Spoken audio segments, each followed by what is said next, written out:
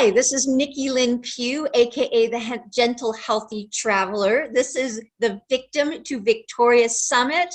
I am with Julia Anderson, aka Julia Harriet. How are you today, Julia? No, I'm doing fabulous. I'm excited to be here with you all and with you, Nikki. Thank you. Oh, it's such an honor and a pleasure for you to be here and to talk to us about your story, about your books. Let's get into it. I'm going to read a little bit about Julia to get us started. Julia says, I am a survivor, a builder, an advocate, a mother, a lover and friend. I am a human. I am now and will forever be under construction. I just love that. Under construction refers to a building or structure or project that is unfinished. She is the author of the book Under Construction and another book about ultra building, which she's going to talk about.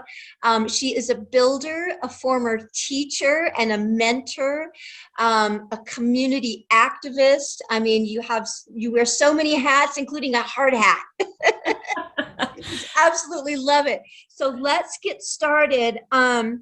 Julia, can you share a little bit about your what we call a V2V story, your victim to victorious story? There was a period of time, of course, you know, life is constantly moving and changing. But there was a period in your life where you went through some major changes and some crisis points.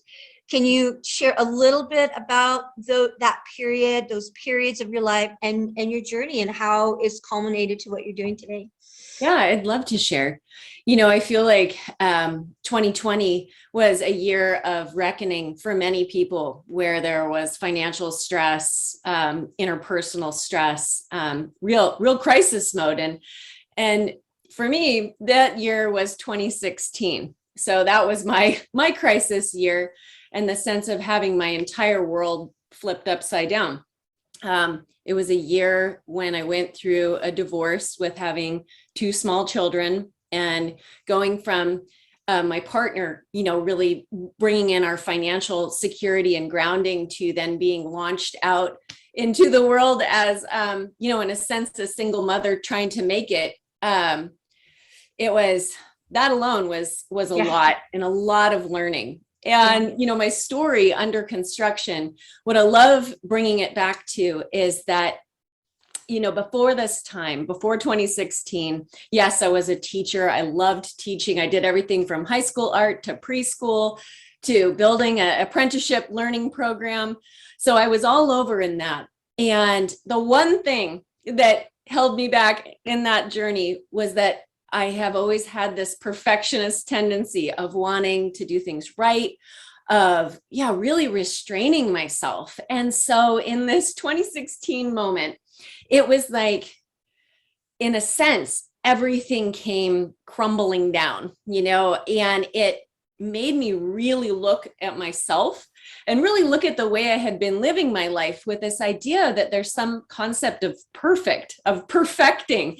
And it was like, boy, things didn't look perfect. You know, I went through a divorce, like I said, there I was. And then sadly, my mom, she had battled cancer a few years prior, and it came back and just, you know, took her life very quickly. So that happened. And that was just so hard for me, you know.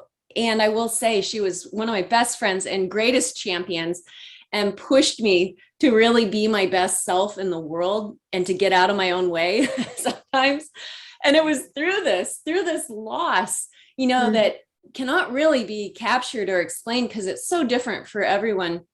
But it really made me, you know, look at myself and say, what do I want, Julia? And that's where, you know, I really wanted to build.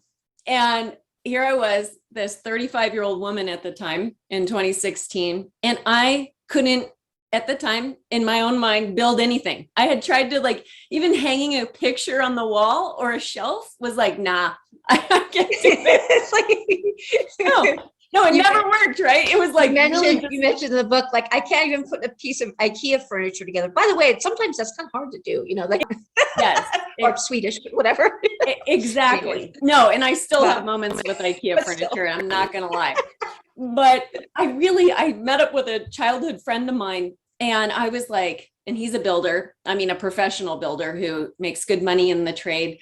And I was like, is there anybody crazy enough to hire me, even though I can't build? And, this for a perfectionist lady was like jumping out of an airplane, Wow. like, That's a major stretch. yeah, it's like, I knew people did it, but I had never done it. And I had never taken a risk like that in my entire life. And my buddy was like, there's one guy who really loves teaching people construction.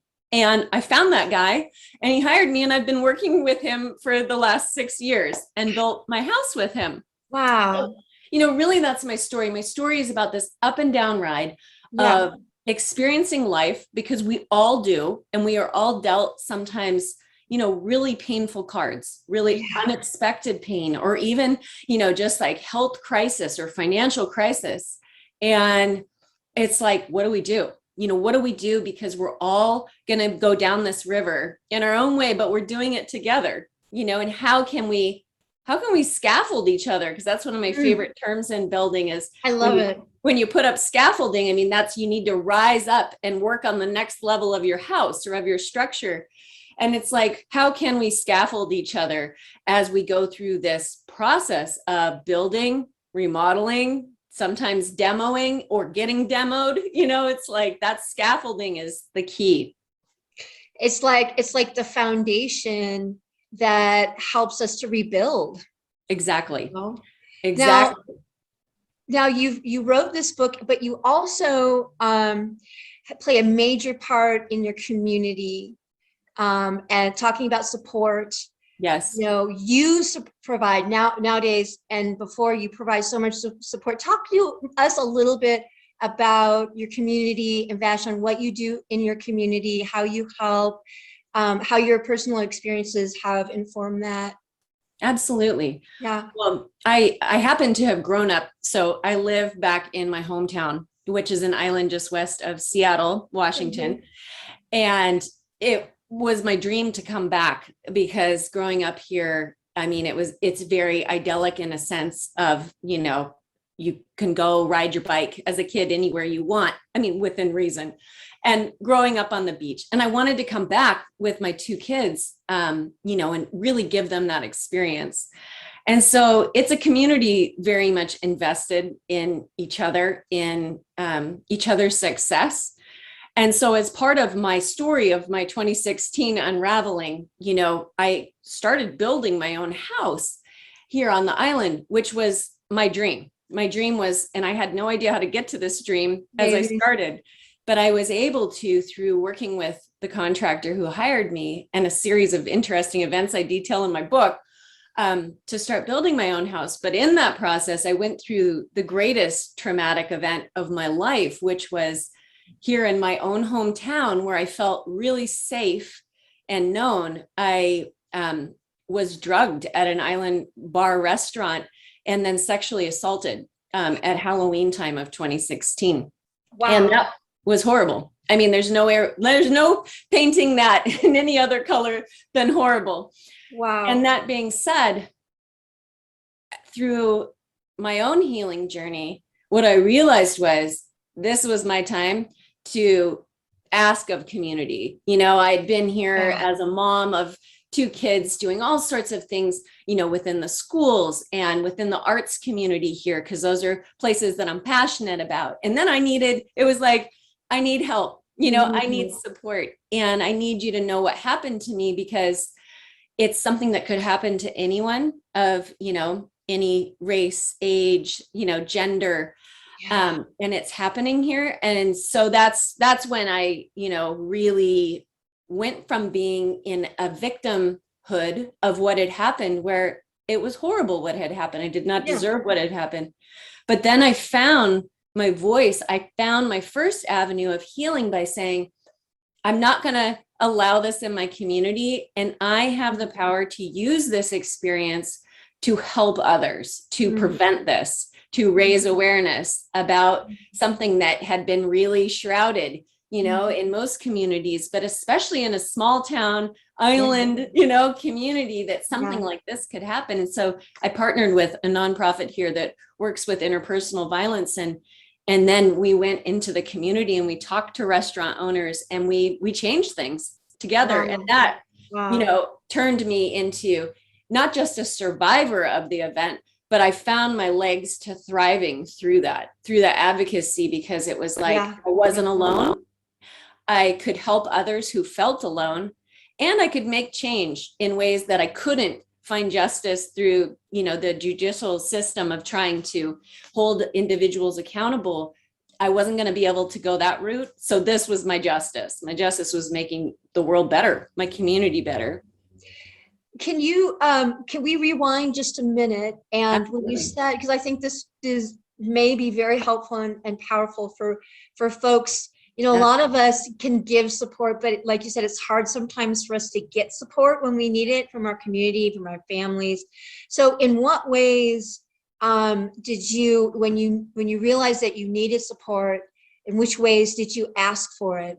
Could you unpack that for us a little bit from your? Absolutely. I did a piece of writing this morning, Nikki, because I wake up and I have a ritual of kind of how I start my day at this point in my life. I did a piece of writing and it was exactly about this. And it was the fact that in construction, so if you have a home and you were going to remodel your home, like do a major remodel, say your whole kitchen or even your whole house, like for most people, especially people without a background in construction, you would never dream of starting to rip open the walls without support. You would go hire a designer. You might hire an architect. You will hire a builder to do this work. And the interesting thing to me was when I thought about my own journey of healing and like needing to raise my hand for help. Yeah. It was not intuitive, even though I needed to rebuild my whole self after being demoed in, several wrecking ball moments of my life. I needed to rebuild. My first thought was, it's my job to do this alone. I should be responsible. I'm an adult. I am capable. And I had to also wrecking ball that mindset, because when I got down to it, I was like, wait a minute, Julia, you've never gone through these things before. Yeah. And you really are, you said this earlier, Nikki, I am worthy. And that's the piece. It's easy when you look at something else like your house, like, oh, I'm worthy of hiring people to do this because I don't know how to do this. But when you look at yourself as an adult, we're taught like, oh, pull up your bootstraps and figure it out. And it's like, wait a minute, no way. I need to hire help to figure out my life and how to rebuild. And that's when it was like my old perfectionist mindset, got flushed down the toilet. And then I was like, oh yeah, I live in this rich community and I deserve support. And I'm going to go. And it's like just asking a friend to walk into a coffee shop with you because you feel scared to be out in public again. That's a moment of support, but also accessing, saying, wow, maybe I don't know a lot about therapy, but I'm going to investigate this. And I'm going to give it a try. I'm going to try on some different hats, some different hard hats, and say, well, how does this fit? And does this feel supportive of me? But that was really my journey, was first just wrecking ball this concept that as an adult, like, I've got this, I was like, oh no, I don't got this. And I am worthy of having a network of support, just like at a job site. I mean, you see those shows where like one guy builds a log cabin in Alaska, and that's rad. But what you mostly see on the DIY shows are teams of people coming in and working together and bringing their expertise. Right. So, oh, here comes the guy that does amazing tile work. We're going to bring that guy in, and not have the guy that frames houses trying to do tile work. And it's like, wow. We all come in and we bring in our expertise. And once I realized that, it was almost like being at a restaurant, looking at a menu, and I was like, oh, I want to try acupuncture because I've heard that that's really helpful. I just started trying things on, and once I did that, then I realized I had built this framework, this network of people to support me rebuild. And I felt so held, and I felt like I could take new risks because it was like I had a safety network. So I think that's the piece. Is it's funny when we look at ourselves with self-work and self-healing. Yeah, it's like really acknowledging the value of your own happiness and saying, I am so worth this, $500 that I'm going to spend in this way. Like, I deserve this investment in myself, just like my house deserves an investment of an upgrade. You know, that's really what we all have to kind of do that work to uncover. What are those blocks? What are the limiting beliefs we have that we don't deserve healing and access to it? I love it. Yeah, it is. You are. I mean, we all are worthy. And you mentioned those remodeling shows. The real impractical and kind of like fantasy thing about those shows is that like they build a house. You know, they put the film on fast forward. Yeah. So like by the end of the show, it's built. Like right. It takes a little bit of time that go on in the construction. Because that's actually where the funny, I mean, not always funny, but sometimes funny aspects of building happen are when you open up a wall and there's a big surprise inside. Just like when you start doing self-work, sometimes you open up things and it's like, oh, this, you know, I wasn't expecting. This is going to take a while. Exactly. Or, oh my gosh, I need support because I didn't even know this existed, but now I do. Yeah. And so you're absolutely right. It's such a journey. It's everybody's different trajectory. There's no right way of building, you know, and rebuilding and constructing. I love the metaphor. I love your metaphor. I mean, it's like a metaphor for life and you're totally living it. And you mentioned in the book that like trash, some amount of trash is always present on a job site. Yeah. And that kind of like represents like the messiness of our lives, you know. Absolutely. Trash to treasure. I love that. And it's so true. You know, I mean, now in working in construction, you know, this coming up to be my 6th year, you know, it is truly amazing how much comes out of any building project, whether it is a remodel or a new build. It's truly incredible. You know, unfortunately, I live in a community where there's a lot of recycling and a lot of repurposing, but it's also, that's what I mean. It's pretty amazing what comes forth. And that's why I think the support is so huge. You know, we have a crew that comes in and does cleanup because that's actually a specialty in construction. You know, it's not simple to know what to do with all of this stuff. And so never underestimate all of the pieces of a puzzle that way, you know, and all of the levels of support you might need.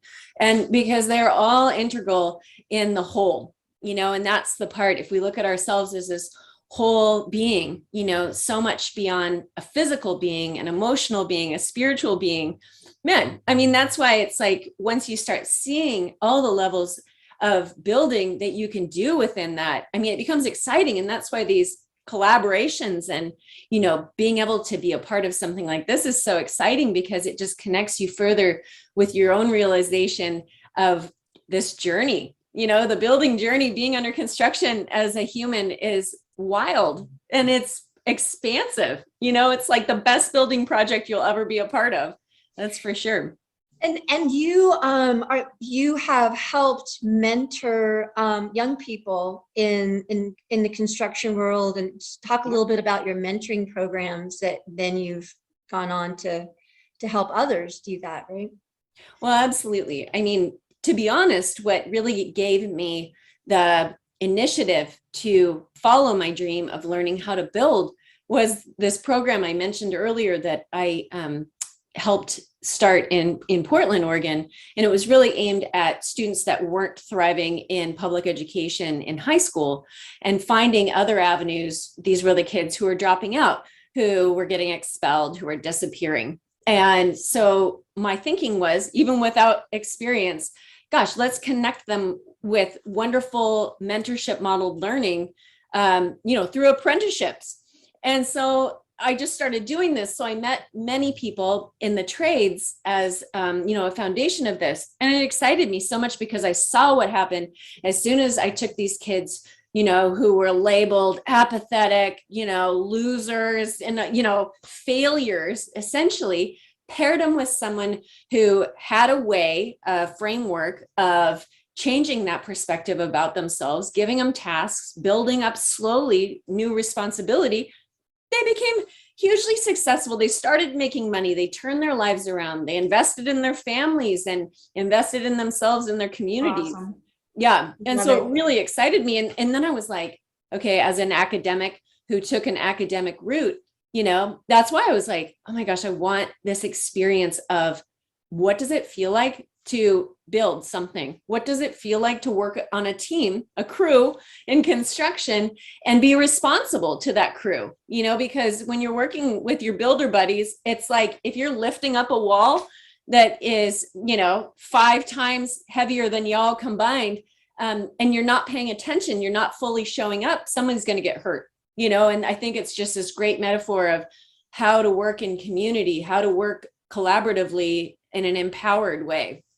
And it's a great lesson, whether you're 16 or you're, you know, 56. I love it. You know, this just came to me just now, is that my dad, it used to have his own construction company. Oh, yeah. And I was raised on construction sites, and his stories that he would tell me was about his apprenticeship years. Wow. Being an apprentice, like 17, 18 years old, kind of coming from a little bit of the wrong side of the tracks, and how that was like life-changing and eventually led to like a career. He wound up being like the head construction guy at like a school district. Then I think, you know, recently we had a conversation that in the trades, that they kind of did away with that. Like it used to be built into the system of how you got to be on a construction crew. You had to apprentice with somebody. Yes. And so it's in a way, it's so cool because, you know, you just kind of naturally fell into that as a teacher, but also I just had this aha moment. Collectively on a community level, you're bringing back it's kind of like the Da Vincian way, the old way of learning a skill. Yeah. Is the apprenticeship model, which is ancient, and if we've done away with it, I'm going to get on my soapbox just a little bit. We've done away with it in this like kind of, you know, commercialization of our culture. And so that's just another level, maybe on a global level, a larger level of contributing to your community. I don't know if you thought of that, or if you've written about that, but I just, from that particular trade in particular, I'm sure this has happened with a lot of the trades, you know, last 10 or 20 years, completely doing away with the apprenticeship model, which is how it started in the first place, up to about the 70s. Yeah. In the 80s. I love it. And Nikki, that was my passion for doing this program in Portland, was that I saw a real need. You know, it was like, wait a minute, like, why are we throwing out something that worked so well? And, you know, it just seems ridiculous, right? But when you think about it, there's been this shift to academia as being the success route, you know, and then I'll fall back on the trades if you're, you know, if you can't make it. And instead of it being an incredibly empowering experience and very smart track to go, because you learn invaluable things about how to manage your life. I mean, you know, and how to take care of things yourself, which is especially, I mean, speaking as a woman, you know, I own my house and I know how to work on it, or I know who to call, you know, and that's the piece that, no, I can't fix plumbing problems. Absolutely not. But I know who to call. But you know who to call. Yes. And I bet you know exactly where that plumbing is in your house. That's the piece, you know, and so, I firmly agree. And I think, you know, one of the things that I'm going to be doing in 2022 is really, you know, I'm launching a series. It'll be on YouTube, and it's going to be this idea of, you know, apprenticeship model learning in the sense of, I love sharing my experience and what I've learned as a builder, you know, because I worked with this woman recently. She's remodeling, you know, an RV to live in, and wanted advice. And I was like, this is great. You know, women supporting women, you know, in building, because there's so many fun things that you can learn how to do for yourself. And love it. Yeah. And so I'm going to be doing that, and I'm really excited. I'm just kind of getting the foundation for that, but I'm looking to launch that early in 2022 because, you know, I want to know what people's questions are and how to be of support, because we don't know what we don't know. But it's just like, once I had a mentor, once Dawn hired me, you know, my boss, like, I could be honest. I could be like, I have no idea how to do this, you know, please show me. And then, you know, show me again and again, because show me once, but show me again and again, and it will finally sink in. That is awesome. And that we can find that in the beginning of 2022 on YouTube. Just type in your name, Julie Harriet. Yes. Yeah. Okay. And I'll be, really packing my website full of all this. I'm Okay. doing a lot Okay. with that this month to get ready for 2022 because I'm definitely Exciting. going big. Exciting. So we will definitely put that link in there. You also have a very generous free offering. So you are kind of stepping out as a coach, as a building buddy for people. I love that. Kind of like a transition coach. Explain what your offering would be like. That you'll see the free link there for a consultation, free half-hour consultation with Julia. But explain exactly what you have to offer with your free offer. Yeah, absolutely. I mean, it's a fun experiment in the sense because as I've been launching, I launched my book Under Construction at the end of September, and I've done several events locally here and went on a book tour. And there were kind of three themes that came up. So this idea was to offer 30 minutes to anyone that kind of, fit within these three themes. One was simply, I have a story burning in my heart, but I have no idea how to commit to write it. I don't know the process of self-publishing, which is what I did. I mean, I learned it literally as a complete novice, a person that loved to write poems and short stories, but had never written a full story in my life. To being a successfully, best-selling author. So I've met some wonderful people. I'm like, yeah, you know what? I can absolutely help you kind of make that first outline of how you could approach entering this new writing process. I mean, for me, I did almost a year ago now, a 30-day book writing challenge that I found on social media. And that's what lit the fire under me. And there are so many ways that I can help people on that front because I blazed a trail into the frontier. And that's what you do. It's like, let me walk you through parts of this trail that are applicable. Really? So there's that component. Like I said, I love supporting people, especially women in building projects.